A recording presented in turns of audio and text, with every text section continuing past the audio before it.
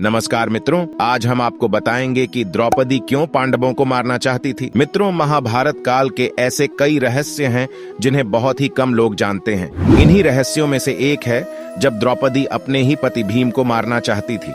मगर द्रौपदी अपने ही पति की मृत्यु क्यों करना चाहती थी, और वो भी उस पति की जो उसे सबसे ज्यादा प्रेम करता था। पांडवों को कैसे पता लगता था कि द्रौपदी के साथ कक्ष में कोई है? दरअसल आपको बता दें, पांडवों की पत्नी द्रौपदी मां काली का रूप थी। इस बात का ज्ञान अर्जुन को था, जिसके बाद एक दिन अर्जुन द्रौपदी के कक्ष में गए।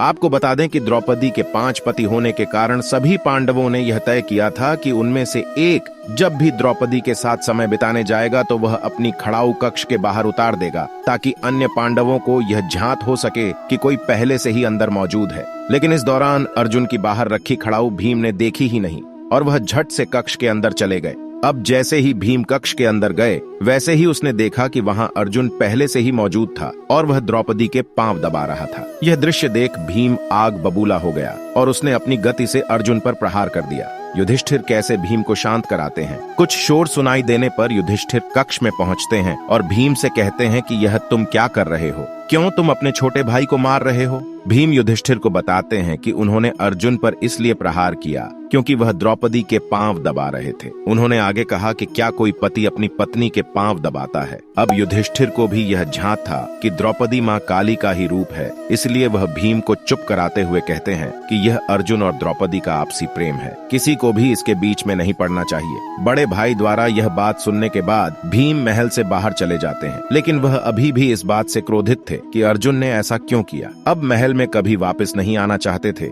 और सुबह से चलते चलते अब भीम को रात हो जाती है। ऐसे में भीम एक पेड़ पर आराम करते हैं। अब भीम विश्राम कर ही रहे थे कि तभी रात 12 o'clock बजे वहाँ एक व्यक्ति आता है और घास के मैदान में पानी देने लगता है। उस व्यक्ति द्वारा ऐसा करने पर भीम की नींद खुल जाती है और भीम वहीं पेड़ पर बैठे हुए ही यह नजारा देख रहे। धीरे धीरे वहाँ एक सभा लगने लगती है। इस सभा में भगवान शिव, ब्रह्मा जी और इंद्रदेव समेत कई देवता शामिल होते हैं और इस सभा को संबोधित कर रहे होते हैं भगवान श्री कृष्ण। तभी भीम देखते हैं कि इस सभा में द्रौपदी आती है, जिसका मुंह खून से सना होता है और साथ ही उसके एक हाथ में खप्पर और दूसरे हाथ में कटार होती है। द्रौपदी को बिना अपने पतियों के अकेले देख भीम और आग बबूला हो जाते हैं, लेकिन वह वहीं रहकर देख रहे थे।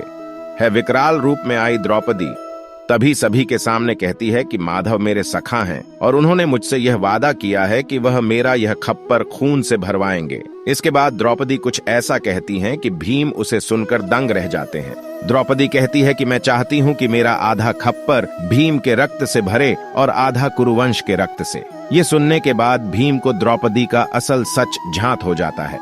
उसे पता लग जाता है कि द्रौपदी कोई और नहीं बल्कि मां काली का ही रूप है। द्रौपदी की यह बात सुनकर भीम काफी डर जाता है और सभा खत्म होने के बाद वह डरते हुए श्री कृष्ण के पास जाता है और उन्हें पूरी बात बताता है कि उसने सभा में जो कुछ भी हुआ है वह सब देखा है और वह अपनी जान कैसे बचाएं, इसका भगवान श्री कृष्ण से समाधान मांगता है। इस पर श्री कृष्ण भीम को बताते हैं कि द्रौपदी महाकाली का रूप है और उनका यह जन्म केवल खप्पर भरने के लिए ही हुआ है। जिसके बाद घबराकर भीम कहते हैं कि मगर द्रौपदी तो अपना आधार खप्पर मेरे ही रक्त से भरना चाहती है। जिसके बाद श्री कृष्ण भीम को इसका समाधान बताते हुए कहते हैं, हे भीम, तुम चुपचाप अपने कक्ष में जाओ और भोजन मत करना, चाहे जो जाए। जब तक द्रौपदी तुम्हें भोजन के लिए मनाने ना आए तब तक तुम अन्न को हाथ भी मत लगाना।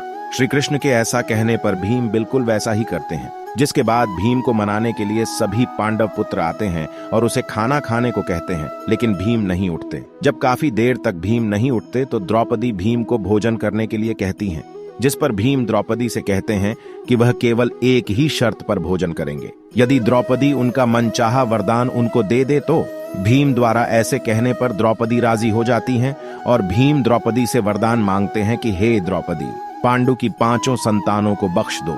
इस पर द्रौपदी कहती है तथास्तु और इस प्रकार भीम की जान बच जाती है। मित्रों, द्रौपदी ने घटोत्कच को एक भयानक अभिशाप दिया कि उसकी उम्र कम होगी, जो कि एक क्षत्रिय के लिए भयंकर और शर्मनाक चीज थी। हिडिंबा भीम की पत्नी घटोत्कच की मां अपने आप को नियंत्रित नहीं कर पाई। जब उन्होंने द्रौपदी का अभिशाप सुना, वह द्रौपदी के पास गई और उसे एक नीच पापी औरत कहा। अपने क्रोध में हिडिंबा ने द्रौपदी के बच्चों को शाप दिया और दोनों रानियों ने लगभग पांडव वंश का नाश कर डाला। द्रोण के पुत्र अश्वत्थामा ने मध्य रात्रि में सो रहे द्रौपदी के 5 पुत्रों की बेरहमी से हत्या कर दी। कृष्ण, अर्जुन और भीम गए और उन्होंने अश्वत्थामा को पकड़ लिया और उन्हें अंतिम निर्णय लेने के लिए द्रौपदी के पास लाए।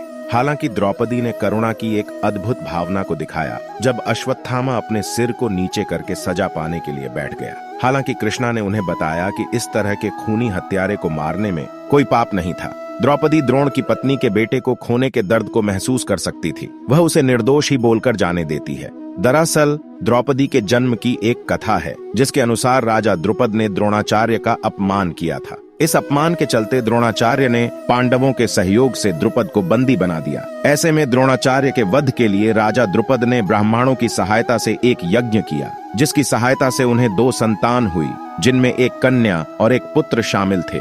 पुत्र का नाम धृष्टद्युम्न रखा गया और कन्या का द्रौपदी, जिनके जन्म का उद्देश्य द्रोणाचार्य का वध था। यही वजह थी कि राजा द्रुपद द्रौपदी के लिए ऐसा वर्ग ढूंढ रहे थे जो शस्त्र विद्या यानी द्रोणाचार्य को हरा सके।